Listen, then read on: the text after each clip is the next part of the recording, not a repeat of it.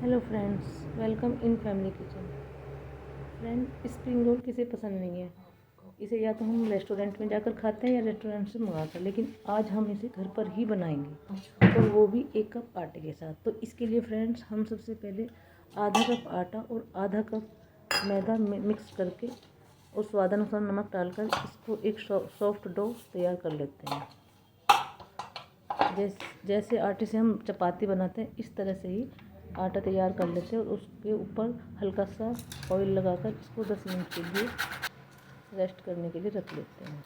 जब तक आटा सॉफ्ट होता है तब तक हम सारी वेजेस तैयार कर लेते हैं। तो इसके लिए हमने थोड़ी पत्ता गोभी, एक प्याज, एक गाजर, एक शिमला मिर्च चॉप करके तैयार कर लिया और थोड़ी सी कलियां लहसुन की और 2 हरी मिर्च। तो इसके लिए हम फिलिंग तैयार कर लेते हैं। सबसे पहले गैस पर पैन चढ़ाकर हल्का सा 2 चम्मच ऑयल डालकर इसमें अदरक लहसुन का पेस्ट और अदरक हरी मिर्च डालकर फिर सारी सब्जियां डालकर अच्छी तरह से चला लेते हैं। इसमें हम red chili sauce, tomato sauce, 1 चम्मच सोया सॉस और थोड़ा सा आधा चम्मच विनेगर डालकर इसको रेडी कर लेते हैं और स्वादानुसार हल्का सा नमक डालते हैं, क्योंकि सारी सॉसेस में नमक होता है, तो इस वजह से थोड़ा सा ही नमक और थोड़ी सी काली मिर्च डालकर तैयार कर देते हैं। अब हमारा डो तैयार हो गया है। इसको अच्छी तरह से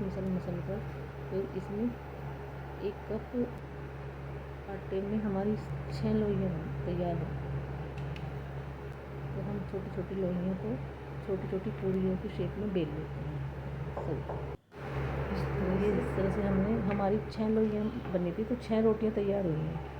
अब हम पूरी की शेप में इनको बेला था, तो इसको एक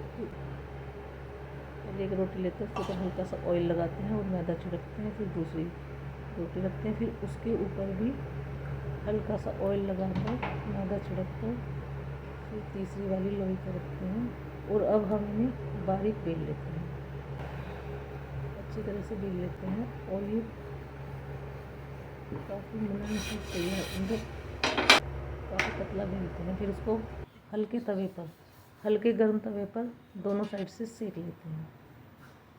हम इसको सिर्फ हल्का सा सेकेंगे, कोई स्पॉट नहीं आने देंगे। दोनों साइड से सेक के तैयार कर लेते हैं। अब जब ये सिक जाती है तो देखिए ये अपने आप ही धीरे धीरे से हल्के से हाथों से ही सेपरेट हो जाती है। इसमें 3 शीट बनी है, 3 शीट तैयार हो गई है एक रोटी के अंदर से। तो हम इनको अलग कर लेते हैं, सेपरेट करके निकाल लेते हैं। इस तरह से देखिए हमारी शीट तैयार हो गई है। फिर इसी तरह से हम और बची हुई लोइयों को की रोटी बनाकर इस तरह से उन्हें भी तवे पर सेक कर उसके अंदर से भी ऐसे ही शीट निकाल लेते हैं। इस तरह से हमारे 1 कप आटे में 6 वेपर्स तैयार हुए हैं, 6 शीट तैयार हुई है। देखिए कितनी मुलायम शीट तैयार हुई है, बहुत अच्छी तरह से। इस तरह से हम दूसरी रोटी जो हमने बेली थी उसको भी उससे भी ऐसे ही निकाल लेते हैं, उससे भी सारी शीट सेपरेट कर लेते हैं। देखिए आराम से निकल रही है, इसमें कोई दिक्कत नहीं होगी, क्योंकि हमने इसमें इनके बीच में ऑयल और हल्का सा मैदा लगाया था, तो इस वजह से ये आराम से निकल जाती हैं, इनमें कोई दिक्कत नहीं होती निकलने में।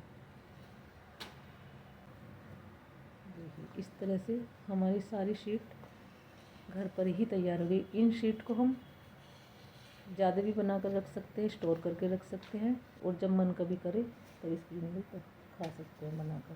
तो इस तरह से हमारी सारी शीट तैयार हुई। अब हम एक एक शीट लेते हैं और उसके अंदर जो हमने फिलिंग तैयार की थी सब्जियों की, तो वो भर लेते हैं। हमने एक फेविकोल भी रेडी किया था, 2 चम्मच मैदा के साथ पानी डालकर, तो ये फेविकोल तैयार किया था, तो इससे हल्का सा चिपका लेते हैं। इससे स्प्रिंग रोल की शेप देकर हम इस फेविकोल से अच्छी तरह से स्प्रिंग रोल की शेप देकर चिपका लेते हैं, और इस तरह से हमारे सारे स्प्रिंग रोल तैयार हो जाएंगे।